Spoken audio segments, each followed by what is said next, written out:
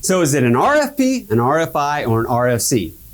It's an RFP, an RFI, and an RFC. What's it all really mean to me? Let's dive into rulemaking and see. Is it an RFP, an RFI, or an RFC? Oh, the acronymity.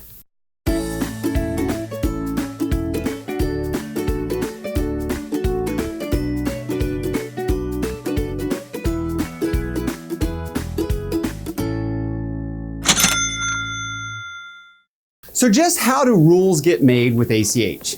It starts with an eligible party presents a rule proposal to NACHA. This is something like an RFP or a request for proposal. A request for proposal or an RFP is a document or could be a process that a business, government agency, or in this case, an association creates to outline a specific project. A proposal for how they want to see things done. Let's think of it as a rule change that someone would like to see have happen. Who can submit proposals? Well, proposal sources are mainly among NACHA's membership and include different organizations and organizational bodies.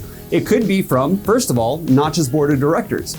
It could be direct members or organizations and the Payments Innovation Alliance. It could come from standing committees like the advisory groups or the task forces like the Rules and Operations Committee or the Risk Management and Advisory Group. It could also come from one of the ACH operators. It's possible it could come from government agencies like the Bureau of Fiscal Service or Treasury or the Social Security Administration. Proposals can also come from NACHA staff. If you're not on this list and you want to submit a proposal, then you should work with one of those that are on the list to have your idea or your proposal submitted.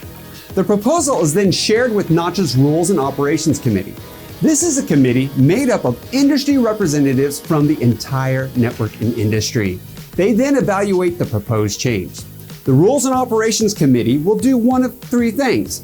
First, they may accept the proposal into the rulemaking process, or they could just reject the proposal, or they may request more information. Now, if the Rules and Operations Committee wants more information, then they develop either a request for comment, I thought I was going to say RFI, huh? A request for comment, an RFC, or a request for information, an RFI. What's the difference? An RFC, or request for comment, is created when there is enough information pertaining to the proposed rule change and the committee then wants to see what the industry participants think about the proposed rules change. Whereas an RFI, or request for information, it's issued when, well, more information is needed. Think of it like this. With an RFC, request for comment, they have a pretty good idea of what they want to do and want to hear feedback from you, the industry.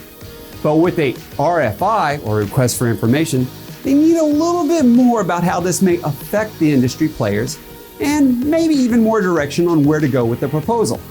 The Rules and Operations Committee approves the sending out of an RFC. NACHA distributes the RFC by email to the industry at large, requesting feedback from financial institutions, businesses, service providers, government entities, and sometimes even consumer groups and others.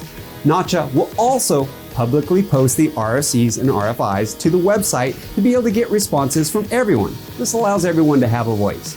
The RFC and the RFI then is open for a set time, typically 45 days, but this may be longer or shorter depending on the proposal's complexity.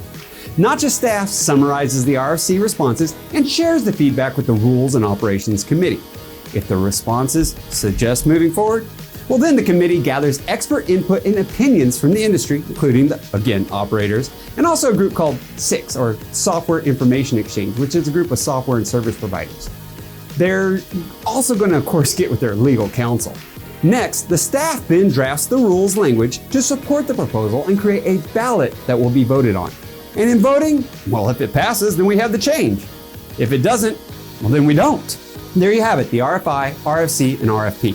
Want more? Let me know. Email or message me. Also, feel free to share videos. You can find more at paymentsprofessor.com, also on youtube.com/c/paymentsprofessor. And if you do make it to the YouTube channel, please subscribe. Email me, kevin@paymentsprofessor.com. Until then, have a marvelous Monday and thank you for watching.